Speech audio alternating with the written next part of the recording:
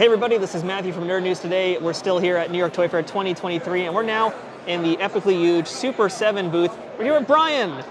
Brian is the man, and he's going to walk us through everything that's here at Super7 today. Brian, thanks so much for having us here today. I'm happy to be here. I don't know about everything, but some things. How about that? Otherwise, we might be here for a couple weeks. That's true. Well, there's plenty of things here. I do want to actually start with what we have right next to us, because this thing is, I was going to say the mother load, but it's really the mothership. It is. You are correct. This is the G.I. Joe Mothership from the opening of the original mini-series. One of the few vehicles that never got made in the vintage line. G.I. Joe was wonderful in the fact that they made so many vehicles, but the Mothership was the ridiculous, far too big ship to ever get made. You're not kidding. So, I think as far as G.I. Joe ships go, only the flag will be bigger. Yeah, this thing is epic. I mean, what is the actual size of this guy here? He is, I believe, 32 inches across, so almost a full yard. That is insane. So this is going to be crowdsourced, right? Yes, and it'll go live at New York Comic Con, so a couple weeks from now. And then we'll have some updated prototypes to show off with where you can take all the panels off and see the inside then. But yeah, it's going to be bonkers. It's going to be awesome. I just love how cute Cobra Commander looks right there on top. He's just having a good time. Yeah, He's just living his best life. In the final version, you'll be able to put him inside and he can look out the eye just the same as he could in the miniseries. That's awesome. That is so cool. But we got plenty more G.I. Joe. We'll come back to that in a little bit. But first, we have some stuff from Disney to take a look at. Yeah, a bunch of figures. We've got the Supersize across the top. Some of these people have seen before, like Ebenezer, Pinocchio, and Ben Gator. Donkey Pinocchio's brand new. That's just getting ready to come out in a couple months, but it's available for pre-book now. But yeah, Donkey Pinocchio, such an awesome part of that movie. So surreal. You think about it today, if they would get away with like kids smoking cigars and turning into donkeys, like they'd never pass that today. Absolutely it's not. Great. We've got Brave Little Taylor as well as Queen of Hearts. So that's a supersized line for that. And this is definitely one of those lines that you have to see in person. And once you see it in person, you're like, okay, now I get it. It doesn't really come through in photographs. It really doesn't. I'm hoping you guys on video can get an idea of this, but they really are something to behold when you're there face to face with one of these. They're great looking. They're beautiful. Yeah, definitely. Ultimates, these are upcoming. You know, they were pre-ordered a while back, but they're almost ready to ship. We've got Big Bad Wolf, Stitch here. Which will be my very first one I'll be ordering from the Disney line.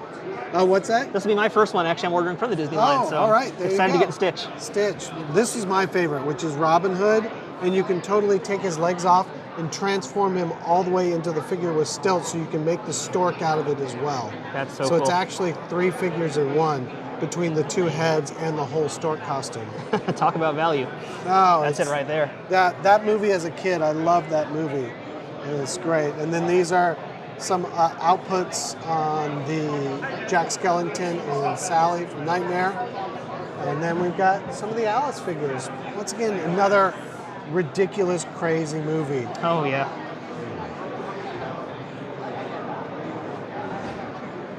You guys do such a wonderful job transitioning the 2D Disney into 3D figures. It really is worth noting. It's a lot of fun. I mean, they're just so rich. And these classic movies, at least for me, these classic movies are just, they have so much personality and style. They really do. I'm not making any aspersions to new movies. I'm just talking about the ones that I love the most. Well, I'll say it on my behalf, not speaking for Brian, but yeah, CG's great and all, but there's something missing from the old masters. And speaking of, we're going way back now at some of these Cowboy Mickey figures. Yeah, from the old shorts, we went back. So black and white.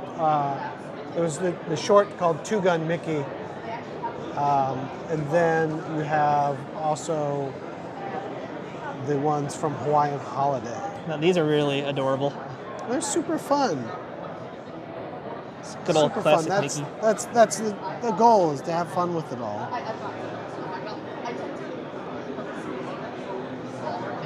A few more Ultimates over here as well.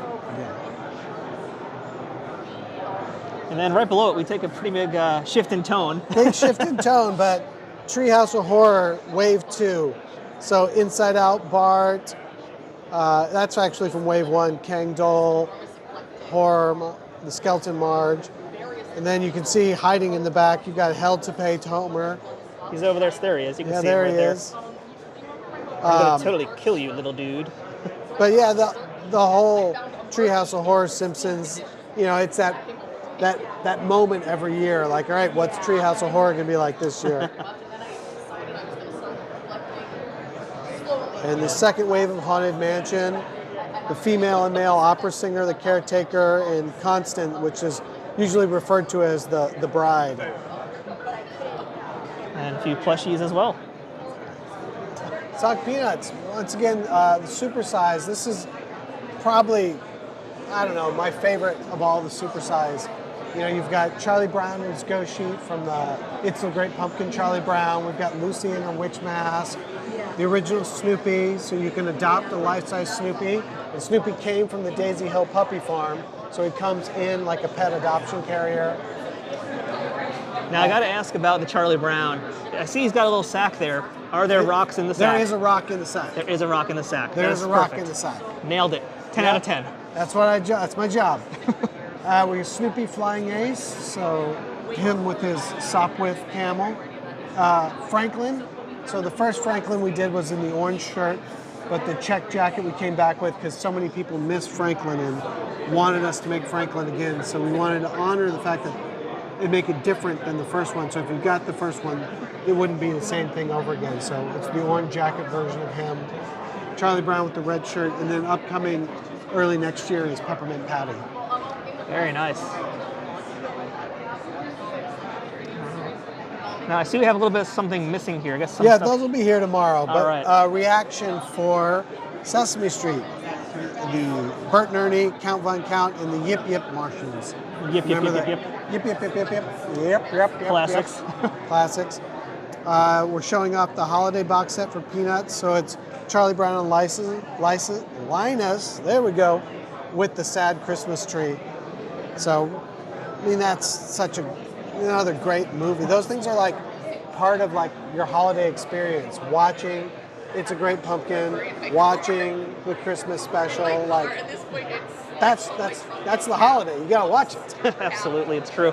I always love that sad little Christmas tree. I'm so happy it's finally in action figure form. Yeah. And I love your Secret Agent Snoopy, by the way. Talk about things I love. Yeah. I'm a sucker for any character in a trench coat. It's like you can just hear the Dragnet theme as you look at him. Yes, Lumberjack Snoopy. Oh man. All right. I see you guys have a few minifigures down here as well. Monster Vomit. Yeah, Monster Vomit. That's a little later next year, and it's a slime blind box full of monsters. It's a super fun, like more kid-centric drop, if you will. But they're very cool. I mean, so it's combining monsters in my pocket with slime, which are two amazing things, basically. Is it two great tastes that taste great together, right? Yeah. As long as you don't eat it, yeah. Exactly. And a few Peanuts Keshi. The Keshi and the Peanuts blind box. And the remainder of the Supersize line. So Richard Scary, like as a kid, I loved like Busytown, Busy World, the whole Richard Scary thing, Sergeant Bananas, all of it. So we have Wolfgang Wolf coming next year. Huckle Cat is out now. And then from Leica, people have seen Coraline, that's coming out soon. And then we've got Kubo, we're showing off for the first time. And for the first time, then we're showing the Sesame Street figures, which is Super Grover and Count Von Count. I believe it's pronounced Super Grover. Exactly, and then at any moment, that's going to clank down over his face. And it is movable. You can move it down. Excellent. Cover it. No, only his nose will stop it.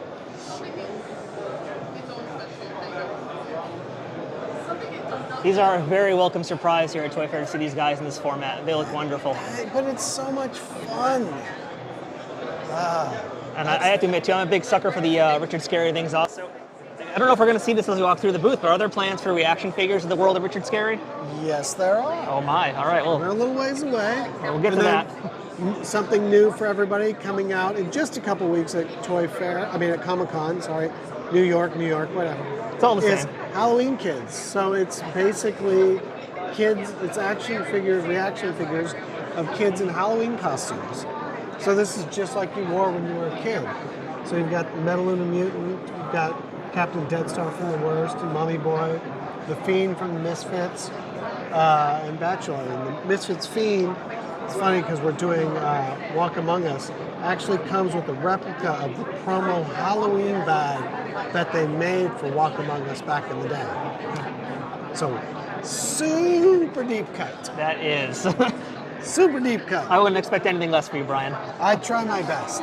And then, we're showing off the weirdest. A lot of people haven't seen the weirdest yet, which is basically Wave 4, the worst, which is like you've got the worst, now you've got the weirdest. And just like these were those ideas along the way that we loved, but were just too off the wall even for the worst. So we put them all together and made the weirdest. They look amazing. They're so much fun. I mean, look at Trash Squatch. I mean, the fact that they are so weird makes them so unique looking. Yeah. I know nothing about Trauma Bomb, but I'm so curious about his story now. It's basically the whole deal is like he's a teenager, like a goth teenager, and he's just a bomb waiting to go off.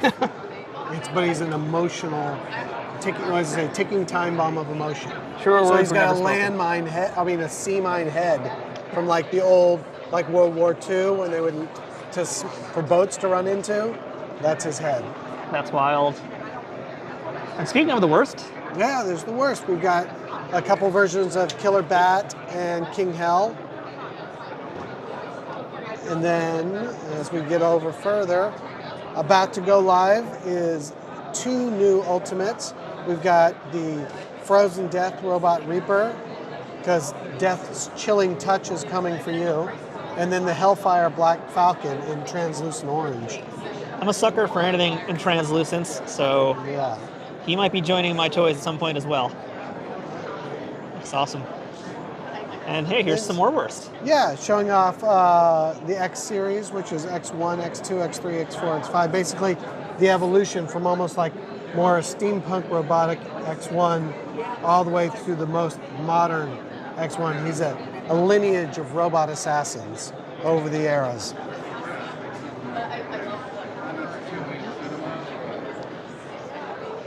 And down here, we've got a giant Reptar as well, as part of the Supersize Reptar. Obviously, I say, it's just like, it's Reptar. Like, what else do you need to know? Seriously, that's really all you need to know. It's Reptar. A couple more worst from Series 1, which is Shadusa, Red Tiger, Werewolf Biker. We've got a couple of the 4 Worstmen of the Apocalypse. Let's see. So they're right, your Death Cougars, and then some vintage-inspired packaging for the worst. Very much like some of the classic horror toys. So we're going to check out some G.I. Joe stuff now, and there is a lot to take a look at here. Where do we begin with, Brian? We've got everything up top. We've got Wave 1, 2, and 3 of the Ultimates that have already been out on pre-order, and in some cases have delivered to people. And then down below, we've got Wave 4 and Wave 5. So we've got Wave 4 with Zartan, Baroness, Gung-Ho, and Stalker. Like I said, looking like they just walked straight off the cartoon. They're super great. And I gotta tell you, I do enjoy a certain other Joe line from a different company, but I love what you guys do so much more with the cartoon look. The Classified is a wonderful, wonderful line, and they're doing some great stuff with it. This is just a different take in a different world of G.I. Joe, and I think the two can live together side by side. I don't think they're mutually exclusive or need to be in competition with each other, quite honestly. I do agree with that sentiment. I mean, they are kind of a different flavor, like you said, and they're gorgeous figures. I mean, there's really no wrong way to G.I. Joe. That's the best way to put it. That is true. There is no wrong way to G.I. Joe. And then for anybody that hasn't seen it, it's a little hard to see in the box, but with the Super Cyborg snake armor, obviously you can tell you can take off the front panel to reveal the inner workings of the robot, but you can, depending on which version you're talking about, but you can also take off both legs, and you can see all the robot in there. So you can make it look all robot, but then you can take the robot center panel off again, and you can see the Cobra driver inside it. Yeah. So if you're looking at the early part of the animated series, he's a robot. And if you're talking about the later part, the guy actually fits inside it. And obviously the toy, you put the driver inside it. So it's a cyborg that can be both the robot and the driver version. Very cool. And right below that, we have Tiger Force in Reaction. Or Python Pro, actually. Python Pro's Patrol over here. and Tiger Force, yes. I didn't even notice that. I got all taken aback by the Tiger Force stuff. Yeah, I mean, you have a visceral reaction to those color schemes and color paints. It's great. It's easy to be distracted in the Super 7 booth. Yeah, and then we got some Dreadnoks, Buzzer, Barbecue coming up, Ninja Viper, which is an Argentinian recolor of Storm Shadow, Red Laser, which is the UK version of Cobra Commander, General Hawk's new, the Pilot's new, Crimson Guard.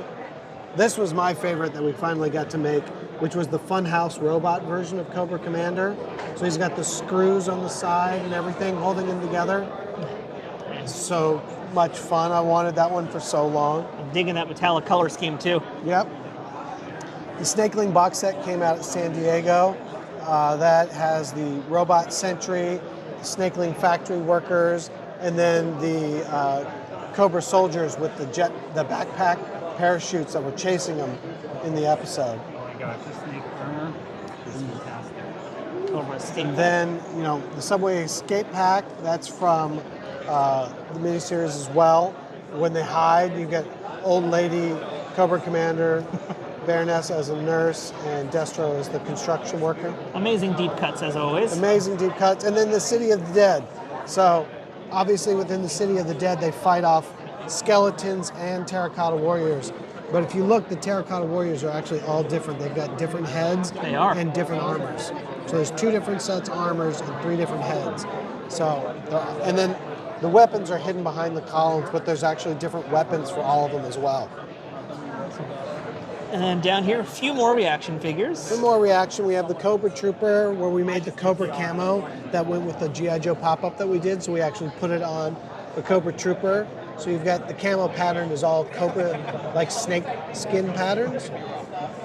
Snake Eyes from the fight he has with Duke here, where Duke's got the laser sword, and Snake Eyes has the glowing trident with the net when they're being played in the game by Destro and Cobra Commander.